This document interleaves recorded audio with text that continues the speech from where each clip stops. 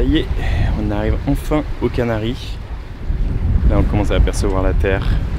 On n'est plus qu'à 25 000 de la Graciosia. Ce sera notre première escale. Une petite île apparemment très sympa avec un joli mouillage. On va se poser là, on devrait arriver vers midi.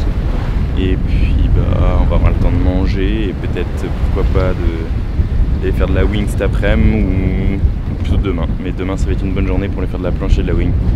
On va enfin profiter, pouvoir sortir les jouets, les planches, tout ça.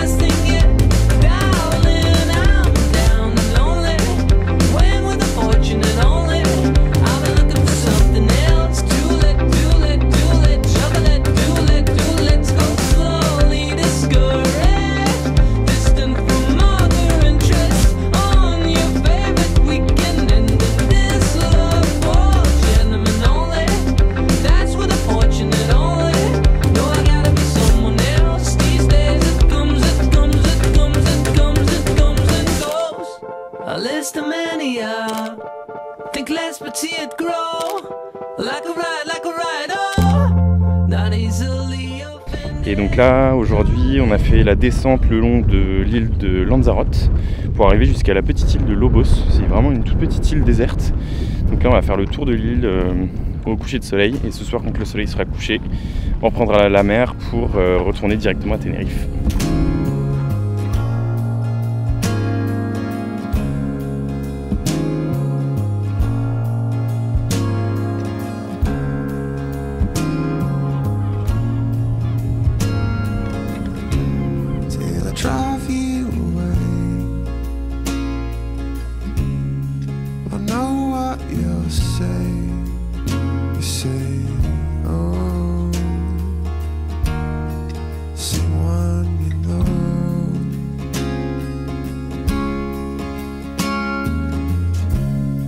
I promise you this, I'll always look out for you. Yeah, that's what I'll do. Les Canaries, on va dire que c'était surtout du repos. On n'a pas énormément visité les îles, mais on en a profité pour se poser et surtout prendre pas mal de recul par rapport au début de notre aventure. Depuis la préparation de notre voyage jusqu'au départ, on n'a pas arrêté, on ne s'est jamais posé. On a même enchaîné les navigations jusqu'à Madère. À Madère, on a fait un trek d'1 semaine, puis ensuite on est directement descendu aux Canaries.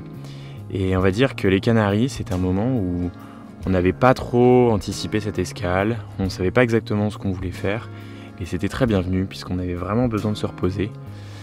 Et on en a profité pour prendre du temps pour notre bateau, pour faire quelques petits bricolages qu'on avait mis de côté avant le départ. On s'était dit c'est pas primordial de les faire avant de partir, mais là ça commençait à devenir primordial pour la suite de l'aventure.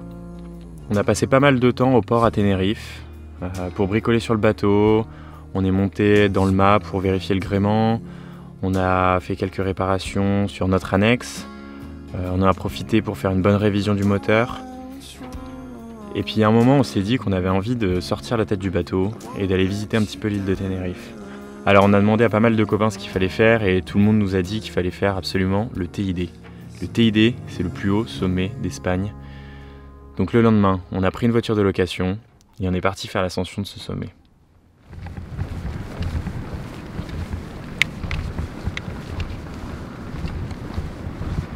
Qu'est-ce qu'on fait là? Et une petite surprise. Là il est minuit 30-35 je pense à peu près. Et on part en rando. On va monter au Teide, le sommet espagnol, le plus haut sommet espagnol. C'est le volcan sur l'île de Tenerife où on est depuis quelques jours. Et on a réussi à choper un créneau pour le faire, essayer de le faire au lever du jour. Donc là on va rejoindre la voiture, monter autant qu'on peut avec la voiture et finir à pied. Et on va essayer de faire tout ça avant le lever du jour pour être là-haut pour le lever du jour. Donc on va tenter.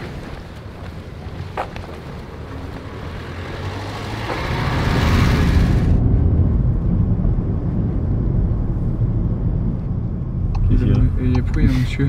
Oui, monsieur. Il est jaune. On a discuté là, c'est pas...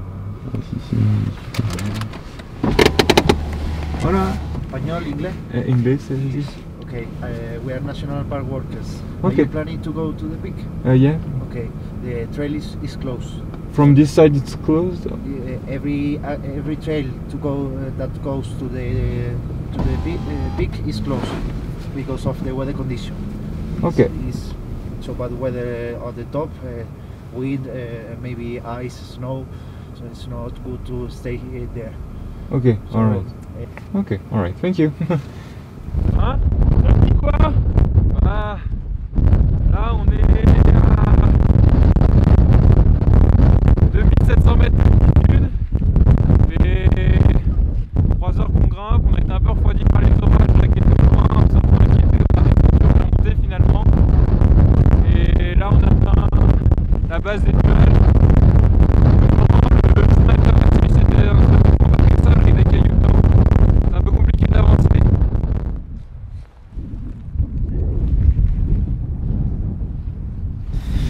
Bon du coup, ce matin c'est pas un succès. Hein. On a loué une voiture de location exprès pour aller faire le TID. Déjà premièrement, le chemin était fermé. Donc le premier chemin qu'on voulait faire était fermé pour monter au TID.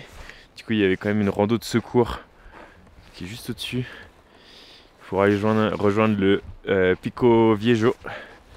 Et sauf que le problème c'est que on est monté au Pico Viejo. Presque, il restait 150 mètres. C'est dans les nuages.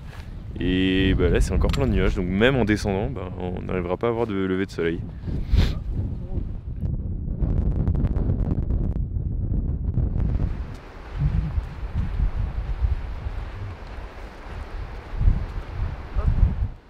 Je verrouille.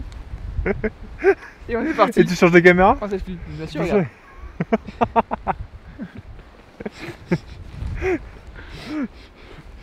Et c'est pourquoi ça, pour faire un selfie?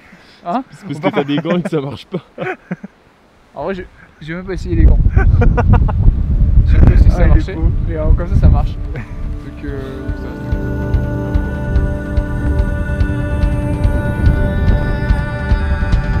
I want to share your mouthful. I want to do all the things your lungs do so well. I'm gonna bed into you like a cat beds into a female. Turn you inside out and lick you like a crisp packet.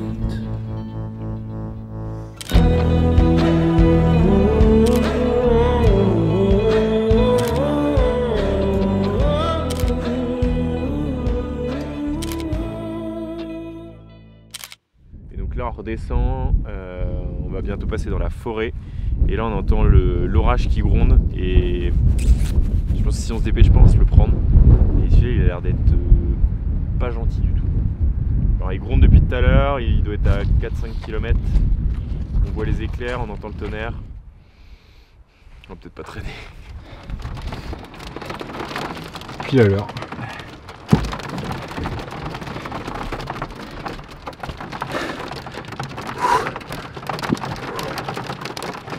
On voit le gros orage sur notre tête quoi. Il est trop bien. À 10 minutes près.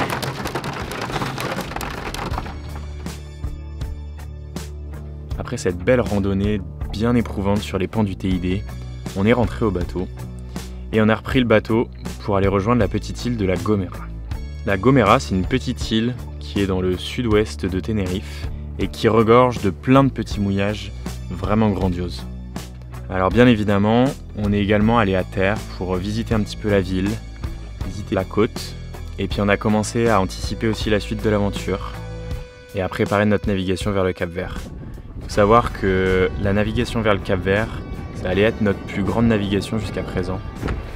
Donc il fallait bien entendu que tout soit prêt, qu'on soit bien reposé.